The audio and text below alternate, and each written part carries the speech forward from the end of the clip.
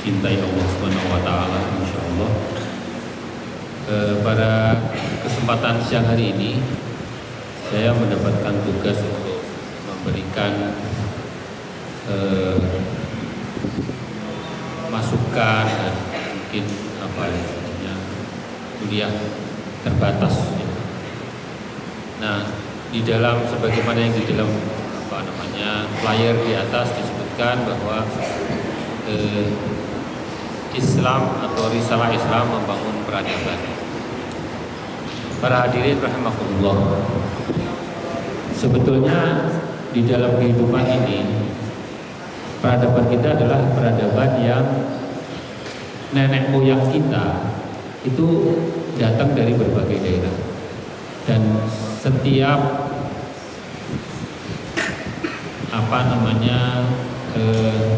jaringan yang hadir ke Indonesia tentu membawa peradabannya sendiri.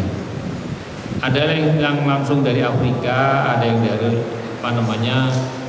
dari Asia Tengah ya, dan juga dari wilayah Australasia atau wilayah timur.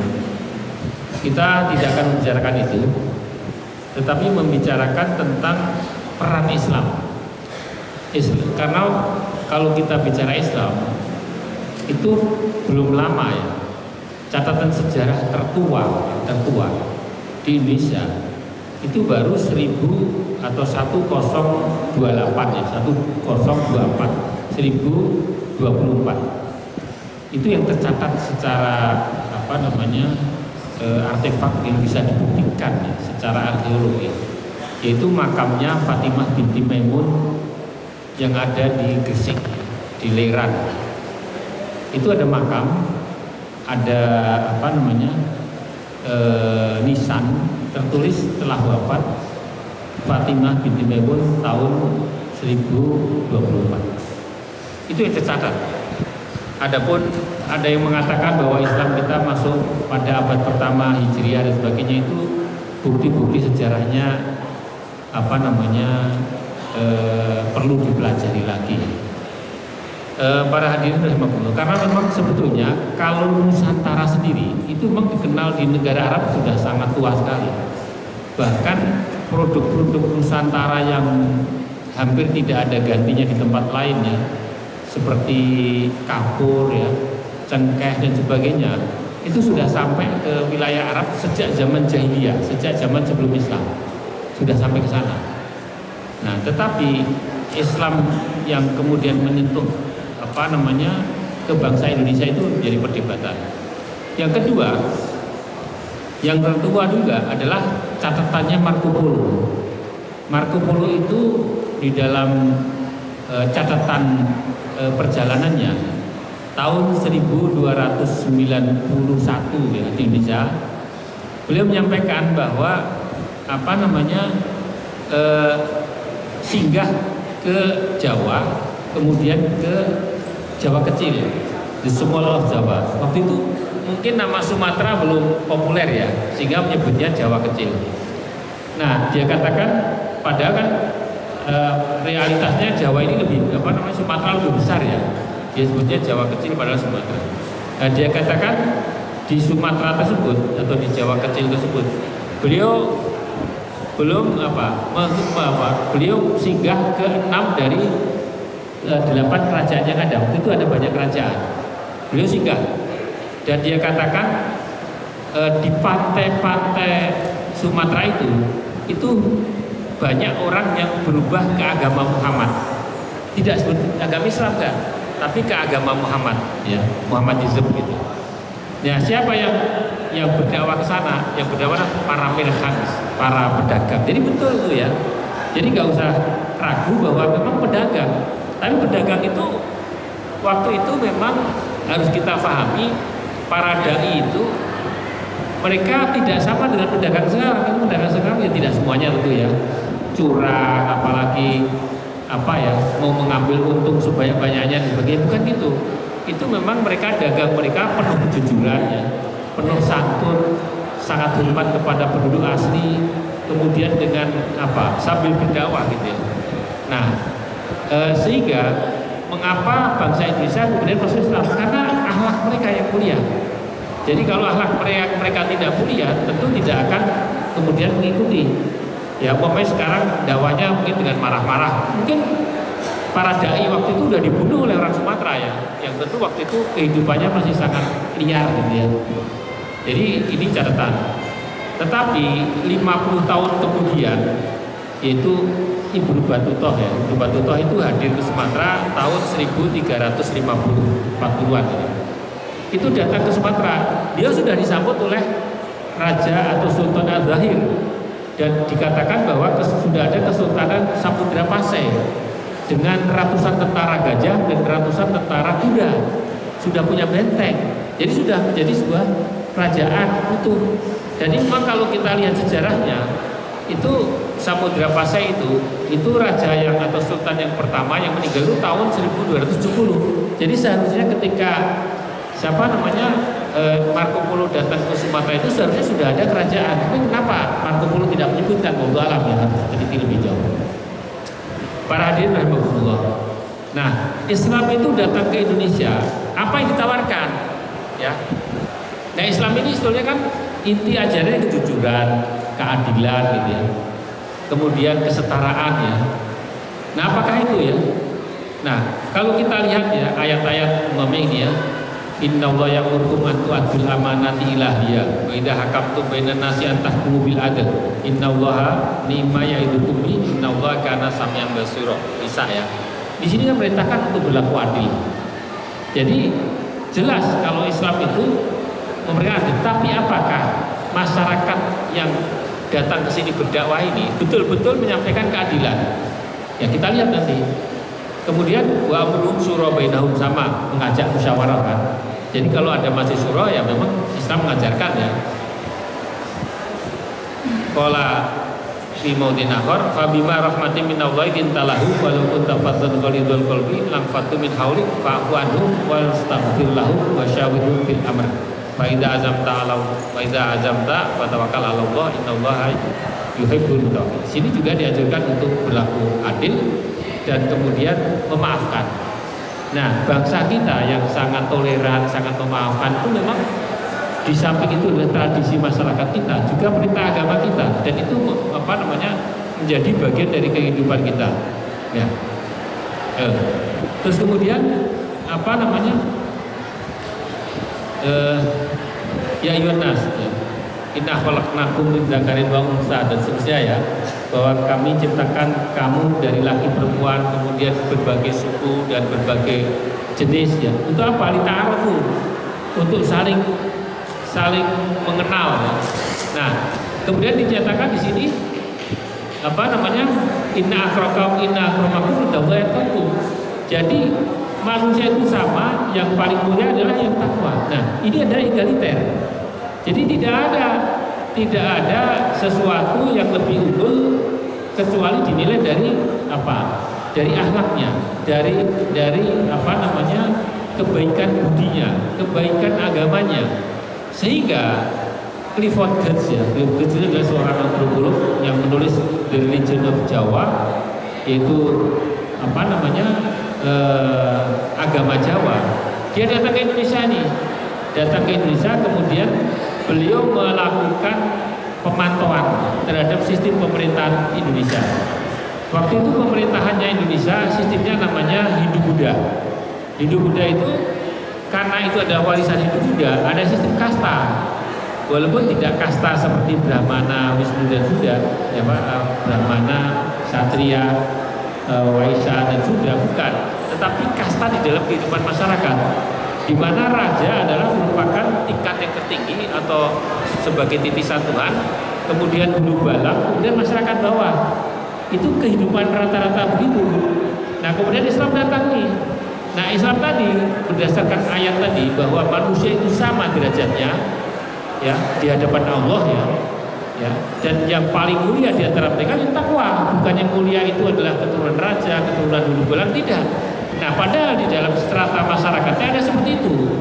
Nah, karena ada perbedaan pandangan tentang ajaran Islam dan kondisi masyarakat, sehingga masyarakat Muslim mendirikan komunitas sendiri, yaitu di Kauman. Maka itu di Jogja ada Kauman, Solo ada Kauman kan gitu ya.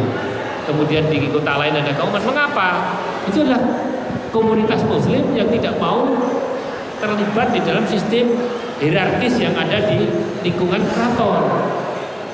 Nah, sehingga membuat komunitas yang setara, ya, yang setara. Artinya sama. Kalau kita menghormati ya terhormat karena akhlaknya, karena ketakwaannya gitu ya. Nah ini Islam. Jadi sini Islam membangun sebuah peradaban baru, menawarkan peradaban baru yang egaliter, yang tadinya tidak dimiliki oleh bangsa Indonesia. Nah kalau mau dianggap ini sebagai sebuah kontribusi penting terhadap cikal bakal demokrasi ini ya.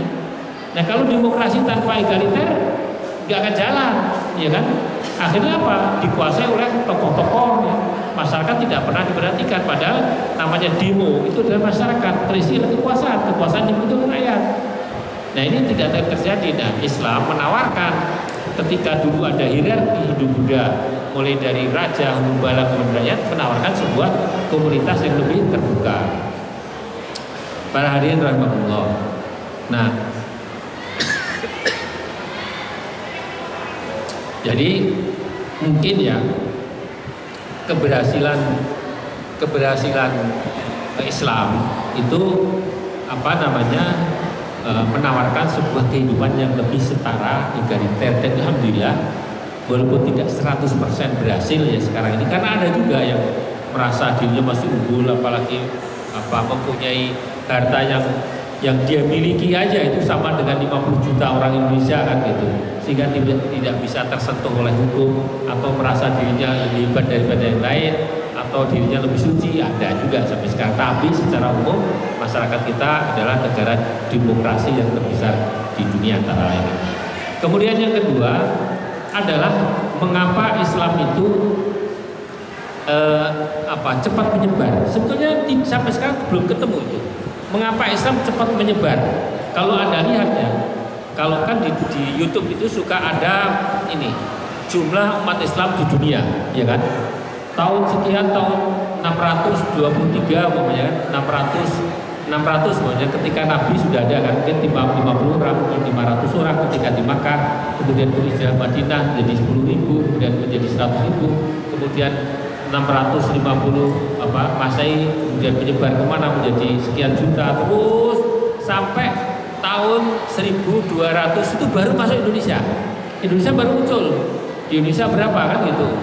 Di Maroko berapa baru muncul Indonesia? Karena memang tadi kalau kita lihat sejarah penyebaran Islam itu, tapi antara tahun 1200 sampai 1500 cepat sekali itu. Langsung jumlahnya menjadi ratusan juta itu, puluhan juta, cepat sekali. Nah ini rahasia ini belum ketemu sampai sekarang. Mengapa cepat sekali Indonesia? Gitu ya, belum ketemu. Nah, memang ada beberapa prediksi ya. Prediksi ada yang mengatakan waktu itu kan kerajaan Jawa ya itu berhasil menaklukkan Samudra Pasai. Kemudian tawanan mereka yang semuanya Muslim dibawa ke Jawa, tapi kemudian malah menyebar Islam di Jawa ya. Ya antara lain lah, banyak sekali teori-teori tapi belum selesai. Tapi salah satu hal yang ingin saya angkat adalah bahwa Islam itu di Indonesia juga dakwahnya sangat smooth, sangat menjiwai. Contohnya begini, ada sebuah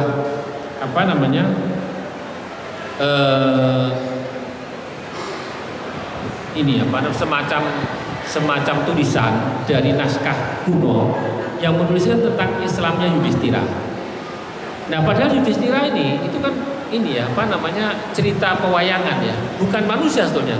Cuma kalau kita tanya orang Jawa, orang Sunda, Yudhistira itu ya betul ada, padahal itu cerita Ramayana itu kan ya. Itu kan Yudhistira itu kan anaknya dari Pandawa yang tertua kan. Nah, tertua. Nah, di dalam cerita ini disebutkan bahwa Yudhistira ini mau moksa. Moksa itu mau mati, kemudian meninggal, kemudian di dalam tradisi Hindu moksa itu adalah menyatu dengan Tuhannya. Mengapa menyatu? Karena memang menurut pemahaman Hindu alam semesta itu diciptakan dari Tuhan. Oleh karena itu tercipta kasta, sehingga di dalam wujudnya manusia itu kan ada yang ciptakan dari kepala Tuhan, ada dari tangan Tuhan, dari badan Tuhan, dari kaki Tuhan, sehingga munculnya jadi Brahmana dari kepala, Satria dari tangan, Vaisya dari tubuh, dan kemudian Sudra dari kaki. Oleh karena itu di dalam kasta itu nggak bisa berubah tuh, karena memang dari sononya. Nah, si Brahmana ini ketika mau meninggal dia mau muksa nggak bisa. Mengapa? Karena ada halangan. Katanya harus bisa mengungkap rahasia Kalimasada. Nah, Kalimasada itu apa? Nah, yang bisa mengungkap adalah tokoh tertentu yang ciri-cirinya begini, kemudian setelah dicari ketemu tuh, ternyata itulah Sunan Kalijaga. Kemudian tanya beliau, ya Pangeran Sunan ya, kami ini saya Yudhistira ini terhalang untuk muksa, bagaimana? Padahal itu bisa lolos jika saya bisa mengungkap Kalimasada.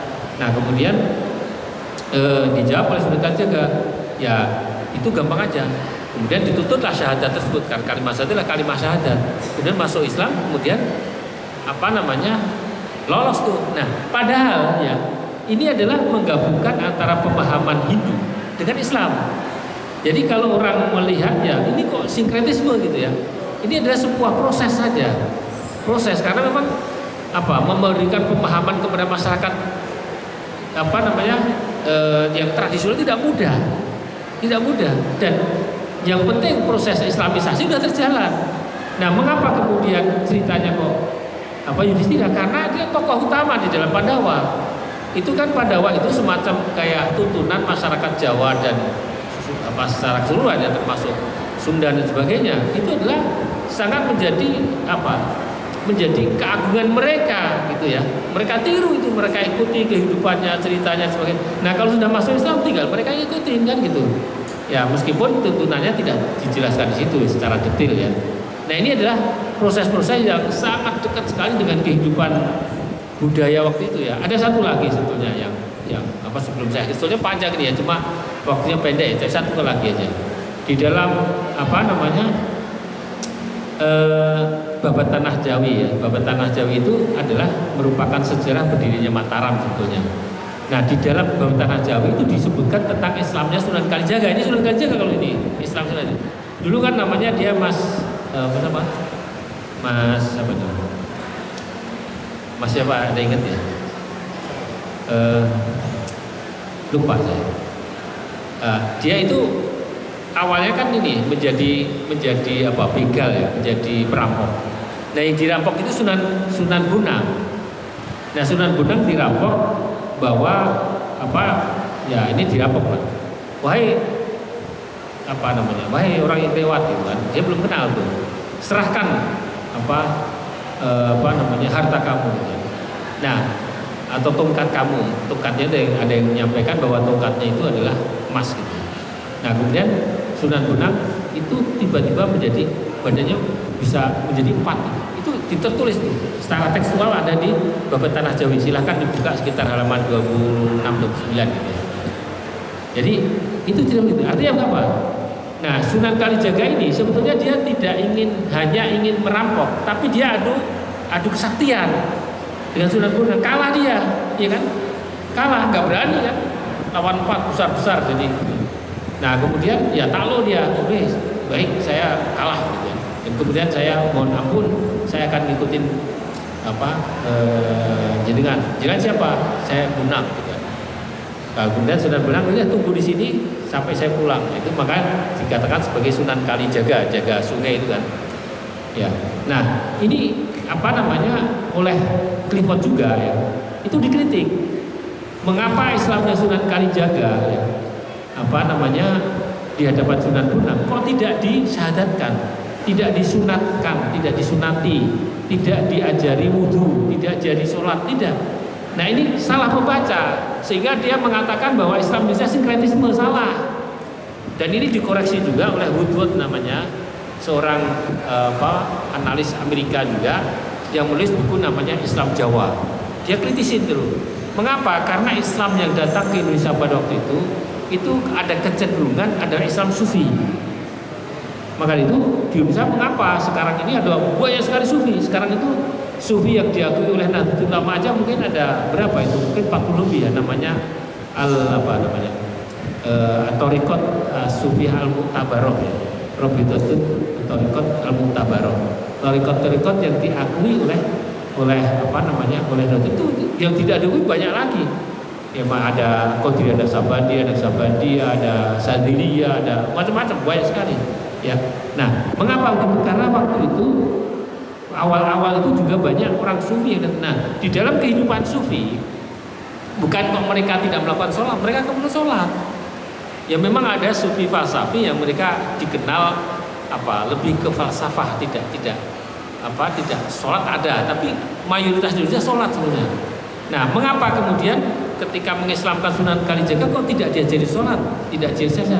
Karena di dalam tradisi sufi itu yang nama syariat itu memang harus dan harus dilakukan, tetapi lebih penting lagi adalah makrifat, dan salah satu makrifat ini adalah kepatuhan kepada guru.